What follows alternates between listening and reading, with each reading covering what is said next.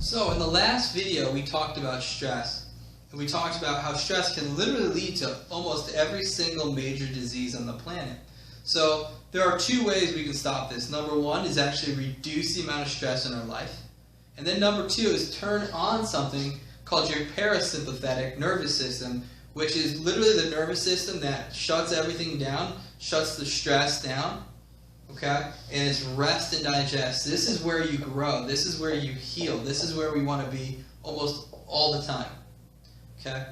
So, number one, what reduces stress?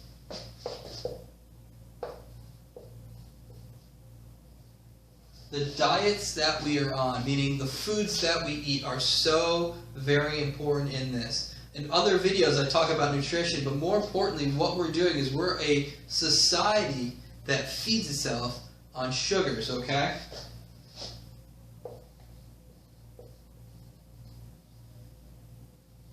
So with sugars, it's really, really important we realize there are different types of sugars, okay? So we have something called fructose, derives from fruit. We have something called sucrose, which is table sugar. And then we have glucose, which is actually what we should be living on. That's actually the energy that's clean. We come in, we actually burn it off beautifully. We store any excess not as fat. We store it as something called glycogen in our liver, which is more of a sugar reserve. However, if fructose, what I mean by this is this. Fruit is okay. If we ate all fruits all day, we'd only put about 15 grams of fructose into our body, which isn't that much. And we're getting a ton of fiber from it, and we're getting a ton of other nutrients, antioxidants, things like that, that are so important for our health. However, the only poisonous part of fruit is the fructose in it, but that's why we eat it. It's the sweetness of it. What we have done through our food companies is we've taken the poison out of the fruit, the fructose. And what we've done is we've injected it to all of our foods. You see, your body, your cells can't really use fructose. What it has to do is it has to go to your liver, and your body has to transform it into glucose. But what it does in the meantime is it creates a lot of toxicity and free radicals in your system. Very, very, very damaging for your system. The other thing is this doesn't activate something called leptin. Leptin is what makes you feel full. So if you're getting your sugars from fructose, you're actually spiking up insulin levels, and you have no hormone that's being released that actually makes you feel full. So you overeat. It's pretty nasty stuff. Sucrose is half glucose, half fructose. So half of it is extremely toxic to your system. So here's what's happening. High fructose corn syrup is in everything today. We have a whole society that eats that stuff. So we have our kids wake up, they have cereal and they have milk, which some milk has high fructose corn syrup in it now. Most cereals have high fructose corn syrup in it. Pop-Tarts have high fructose corn syrup in it. They have that stuff. They go to school, they have a sandwich, the chips, which probably have high fructose corn syrup in it. They drink soda. A soda a day can add about 25 pounds of fat to your system. Okay? And all this stuff is creating free radicals, which are damaging your body. And then it's causing inflammation, which releases your natural inflammatory response. Cortisol. So, cortisol is released, and remember in the last video, that triggers all the reactions of stress in your body. So our whole diets are loaded with this stuff. So number one, you need to take out this. You can have fruits, vegetables, high-fat, saturated fat foods like avocados, macadamia nuts, olive oil, without being cooked, all perfect for you. What that's going to do is going to promote healing in the body. It's going to calm the body down. Anytime you have any sugary drink, and that means Gatorade, sodas, other fruit punches, things like that, cortisol levels go through the roof. Horrible for you. Okay? The other thing you can do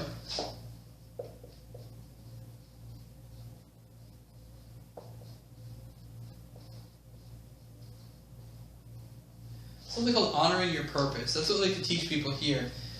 We base something on Carolyn Miss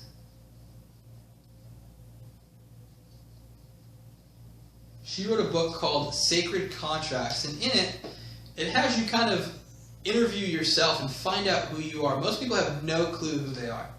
So what this does is it allows you to sit down and find out your 12 core personalities and find out where they fall in your life. So you can actually become intimate with who you are and start developing who you are. Many of us only know about 1 or 2 personalities. We identify with that, and that's all we focus on. And because of that, we have so much imbalance in our lives.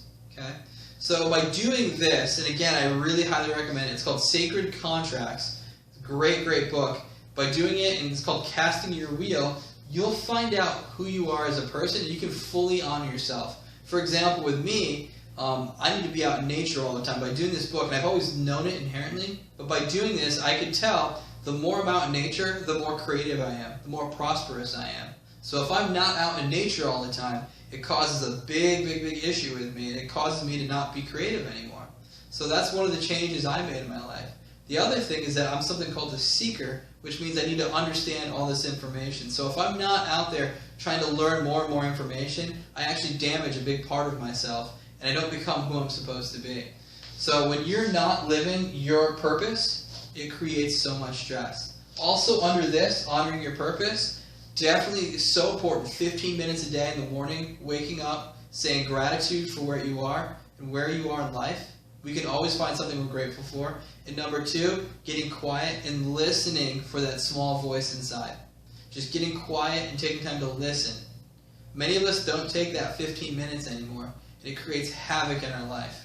So very important we go within for all the information. Okay?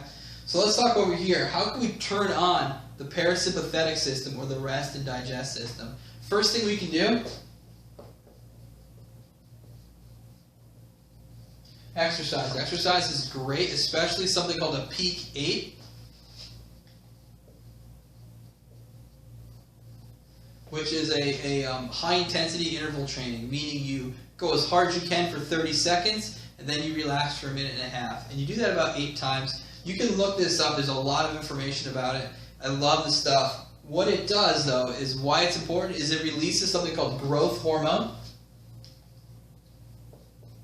Growth hormone is so important because what it does is it burns off all the fat in your body. It starts to, it actually, what it does is it inhibits insulin and it inhibits cortisol. So the higher your growth hormone, the lower those other hormones are. It actually is one of the only hormones that actually turns off the stress system. So the beauty about peak 8s is you only need to do it 3 times a week, and it takes about 15 to 20 minutes to do. So literally an hour a week exercise. And what happens is it shuts down and inhibits your stress response. So very, very important we keep this high. And then number 4, the 4th thing we can do, or the 2nd thing to turn on the parasympathetics, we talked about this before in our other videos. Brainstem, spinal cord. Okay? All of the stress response happens, it's turned on starting here, triggers out to the adrenal glands and out the sympathetic nerves. The parasympathetic nerves are located here and here. Very, very important. This fact right here. The top bone of your neck is called your atlas vertebra, protects the parasympathetic nervous system. If it's lined up, your body stays in a state of health and the parasympathetic works perfectly.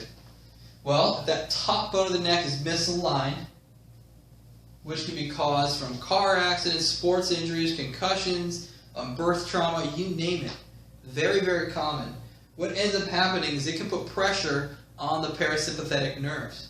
And what happens is they can't function correctly. They can't stop the sympathetic nervous system. So picture like a switch that gets turned on. Literally, you have a switch that's turned on that keeps your body in a state of stress. So when people come into my office, I actually measure their nervous system, and you can see if they're in a state of stress or a state of relaxation. I have people go, I have a resting room, but people lie down for 15 or 20 minutes, and we check them. If you lie down for 15 minutes in a state of quiet peace, your body should be in a state of rest. Well, so many people come in and they rest for 15 minutes, their body's still in a state of stress. It's because this switch is turned on. And what you need to do is go to somebody very, very qualified to turn that back off, to readjust that top bone, put it in position. By somebody qualified, somebody who specializes in the upper cervical spine, somebody who doesn't over adjust it, somebody who doesn't twist your neck, because that can create a lot of damage. So there's a lot of things, somebody who measures the nervous system with a particular machine, somebody who takes images. You don't want anyone touching that top bone without seeing what's going on there. So again, just to recap, number one, make sure you reduce sugar, especially high fructose corn syrup. Increase your fiber intake. Make sure you start honoring your purpose. Get that book, Sacred Contracts. It's going to change your life. Make sure you're exercising, doing peak eights. And then number four, you have to make sure, this is the most important one, you can do all these other things, but if that top bone of your neck is not lined up correctly, you're going to have some major issues, and you're going to be stuck in that stress response.